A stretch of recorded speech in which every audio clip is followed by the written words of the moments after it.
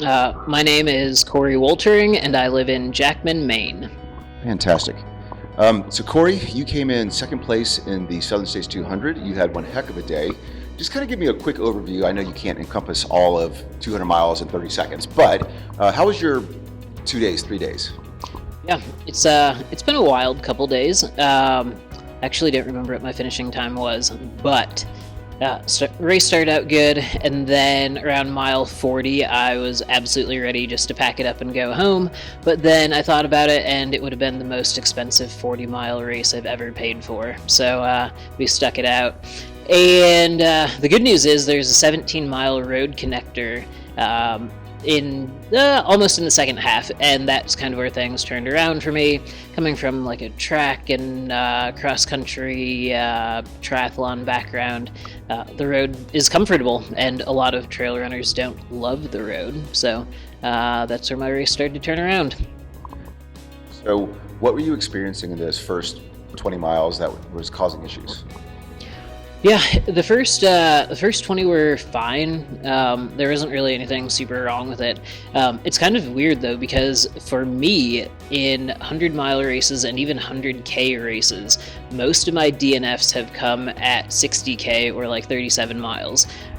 So to get to the aid station at mile 39 in the same position, just a much longer race, I was like, man, it's happening again. But we fixed it. Watching the leaderboard was kind of impressive because at mile 39, I believe that was Dry Fork or Dry Creek or something like that, you were basically in 35th place. And we were wondering what happened to Corey. And then the rest of the next 2 days, we just watched you work your way up the leaderboard, all the way up to second place. So when you're in that position and you're making this comeback, are you strategically trying to take people, or are you just running your race? Yeah, I mean, if you're in a low point like that, the best thing you can do is just focus on running your own race. But sometimes there's a strategy to that. And, if you know that you have a road connector coming up, whereas most of your competitors may not like the road, then use that to your advantage. The other thing is a lot of people slept on that second night. And I just chose to stay out in the cold and just grind through and try to put as much time on people as they're sleeping. And I paid for it on day 3, paid for it all day long. But it's nice to be out there and open up a 15-mile gap or something as people are napping. So Southern States is in its second year. It's still a relatively new race. What were your thoughts about the event itself, the organization, and why you chose this event?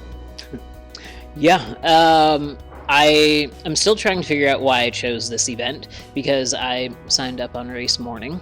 So, note coming from a text message to David the night before asking if it would be possible to run, and he said yes, and so I showed up and paid, and here we went. There's no planning that went into it, and yeah, so just thinking about that is kind of wild. But, I love racing in the Southeast. I feel like the trails down here are just absolutely incredible. We don't have, say, the big mountains of, California or Colorado, but they're just a different type of beautiful. And then this course specifically, the volunteers really make it a special race. Like, you come into that aid station tent and they're like, hey, like, what can I get you? What can I make you? And they have, like, literally everything that you could want, from pizza to hamburgers to spaghetti to just saying, hey, can I fill your bottle for you? So just the people are absolutely incredible. The race is very well organized. It's perfectly marked. And honestly, it's half the price of some of the bigger races out west. And so if you're looking to run a 200-mile race, I would definitely look at doing Southern States 200. And you mentioned some of those big races out west, and we get a lot of coverage. And you mentioned David Tosh, who's the race director here, who's bringing a 200-mile to the east of the Mississippi. What would you tell your friends out west who are thinking about this? Is this something they should try? What are the biggest challenges from a southeastern 200 versus a western 200? Yeah, so this race will definitely have some major challenges in it, and you're not going to be climbing for 4 or 5 hours at a time. So I mean, you don't have to worry about the altitude. You don't have to worry about afternoon high altitude thunderstorms or whatever. But there's still 28,000 feet of climbing in this 200 or 204 mile race. There's going to be heat. I mean, March in Alabama and Georgia is not necessarily cold during the day. Nighttime can still get below freezing, but the daytime might be 80 degrees. And then you're also dealing with humidity, and without any just major climbs, it just makes it so it's so much easier to go out faster than you probably should. So we're going to wrap up with a couple things, and I did this with James Ebert as well. So every night at dinner, I ask my children 3 things, and it's kind of spur of the moment, but it puts you on the spot a little bit. So the first one is, what's the worst thing that happened to you during this race? The worst thing that happened to me, I honestly don't even know.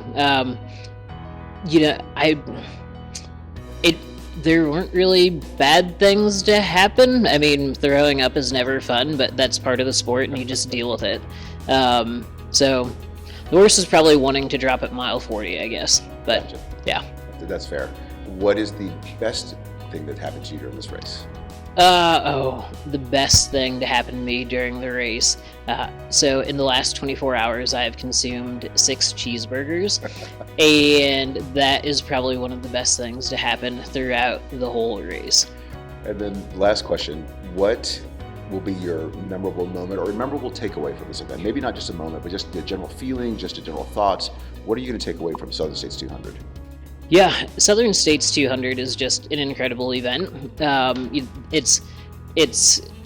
I love the Pinhoti Trail. I know it quite well, but it's always the people that make it something special. And so, like during my FKT attempt on the Pinhoti, the people that came out to volunteer and just drop things off and be there to support it were absolutely amazing. And then to see some of the same people, volunteering for this race or just sending me messages beforehand and stuff, it was really cool to see. And it's the people. And any last thoughts you have, anything you want to say to anybody, the mic is yours. Yeah, I mean, I've been up for 3 days now, so I'm not sure that we want any of my thoughts. Well, Coree, congratulations on a fantastic performance. We love having you down here, and we hope you'll come back. Yeah, thanks so much.